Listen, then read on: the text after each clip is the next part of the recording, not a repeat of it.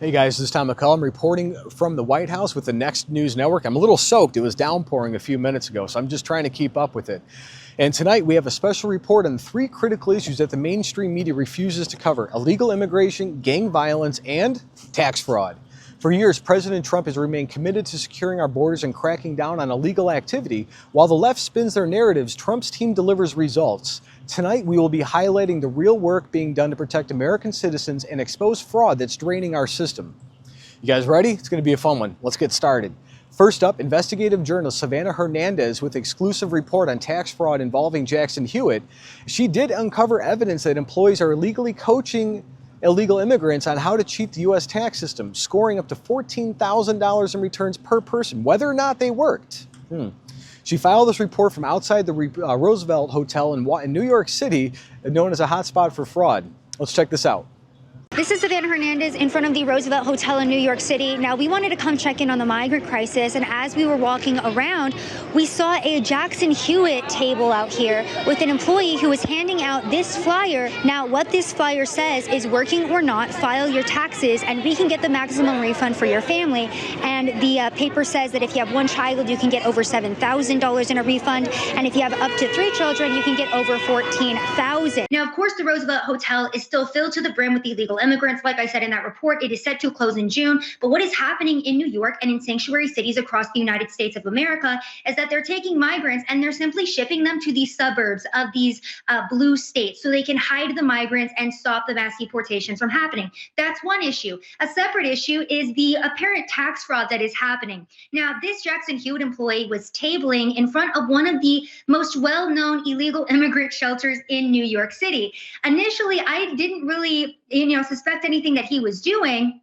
Well, what ended up happening is, as I was talking to them, I kind of realized what they were coaching the illegal immigrants for, and that was to get the maximum amount of tax refunds, to claim the children that they have so that they can get upwards of $14,000 back, which is just absolutely insane, Alex, because as an American citizen, the only thing that I've ever been told is, hey, we're going to hire 87,000 IRS agents, and if you don't claim $600 worth of income that you've got, and you are going to be audited and your life is going to be ruined. Meanwhile, you have employees of the second largest tax preparation service in the United States of America tabling in front of illegal immigrants and handing them papers and flyers to tell them how they can try and get tax refunds. And again, this is exactly what's wrong with our tax system. Hardworking Americans getting ripped off while others game the system for thousands of dollars, yet we get stuck holding the bill. And this is all happening right underneath the government's nose. Fraud like this is the result of years and years and years of neglect. But under President Trump, exposing this kind of abuse and stopping it is a top priority. Now we're going to move on to illegal immigration. In a 5-day operation in Boston, ICE agents arrested 370 illegal aliens, including murderers, child rapists, and armed robbers. Former ICE Director Tom Mccullum explains just how serious this operation was, and Trump's leadership made it possible. Let's take a look at this clip. So as I promised at CPAC, I was going to go to Boston. I'm going to bring hell with me, and we did. I was in Boston this last Tuesday. I started an operation with ICE, HSI, ERO, FBI, ATF, DEA, U.S. Marshals, and the State Department.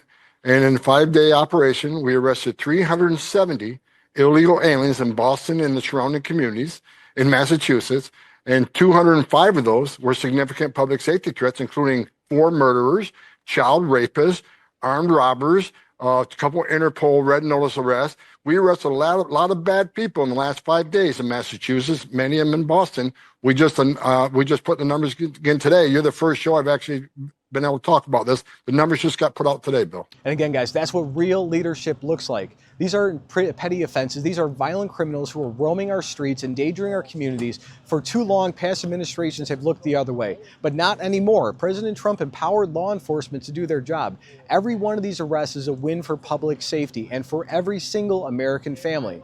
Next up, a major victory against MS-13. President Trump gave us the executive decision to go after and safeguard our communities. General Bondi is our warrior of justice leading that charge. Governor Youngkin, it's an honor to be a partner in this operation with you and U.S. Attorney Siebert. This is the mandate we have. Right now we have an American dying every 7 minutes from a drug overdose. That is a national security crisis we have not seen ever before. We have a woman or child being raped every 6.5 minutes in this country. We have a homicide twice an hour. No part of that metric is a safe and secure America. But thanks to the brave leadership of this administration and the folks that you see here, we are returning our communities to safety.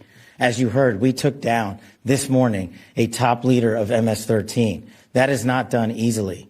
That is done with brilliant law enforcement. And MS-13 is one of the most dangerous gangs in the entire world. Their violence has devastated American neighborhoods and neighborhoods all across Mexico and the entire world in truth. But now the Trump administration is giving law enforcement the tools and the green light to take them down.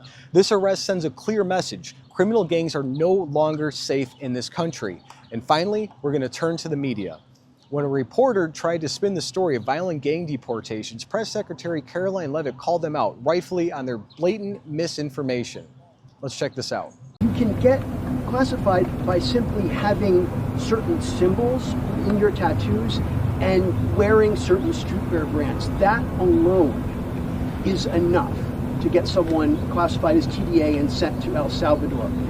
That's not true, actually, Andrew. According to this document, it is. No, according to the Department of Homeland Security and the agents, have you talked to the agents who have been putting their lives on the line to detain these foreign terrorists who have been terrorizing our communities? TDA is a vicious gang that has taken the lives of American women. And our agents on the front lines take deporting these people with the utmost seriousness, and there is a litany of criteria that they use to ensure that these individuals qualify as foreign terrorists and to ensure that they qualify for deportation. And the president made it incredibly clear to the American public that there would be a mass deportation campaign of not just foreign terrorists, but also illegal criminal aliens who have been wreaking havoc on American communities. And shame on you and shame on the mainstream media for trying to cover for these individuals who have. This is a vicious gang, Andrew. This is a vicious gang that has taken the lives of American women. The government filed in court, which says all. And you said yourself there are 8 criteria on that document. They need 8 points. And you are questioning the credibility of these agents who are putting their life on the line to protect your life and the life of everybody in this group and everybody across the country. And their credibility should be questioned. They finally have a president who is allowing them to do their jobs, and God bless them for doing it. Again, this is what we're up against. While President Trump is focused on protecting the country, the media is busy defending criminals and pushing false narratives. It's disgraceful and it's dangerous.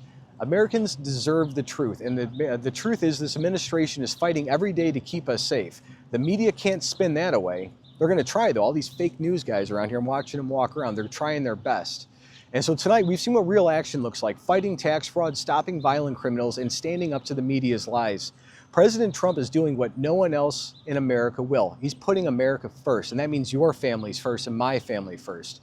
Again, I'm Tom Mccullum reporting live from the White House, and thanks for watching the Next News Network. And I think there's still a rainbow. There was a rainbow over here in earlier takes, and it was raining earlier, and it just looked so beautiful. I was trying to get a clip of it, but Kid Rock's over here, and he's about to sign an executive order, so this is going to get a little cool. I took a selfie with Kid Rock, so going to be another wild night at the White House. God bless everyone.